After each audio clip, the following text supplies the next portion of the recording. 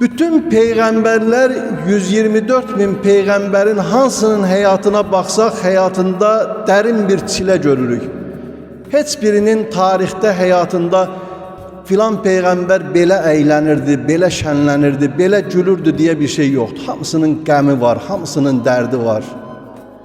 Ve xüsusi olarak Yusuf peygamber baxırdı qardaşlarına, deyir həmişə qardaşlarıma baxanda düşünürdüm ki, mənim bir çətinliyim olsa, bir dar günüm olsa, mənim bu qardaşlarım məni qoruyar, mənim bu qardaşlarım məni xilas edər, mənim bu qardaşlarım qurtarar.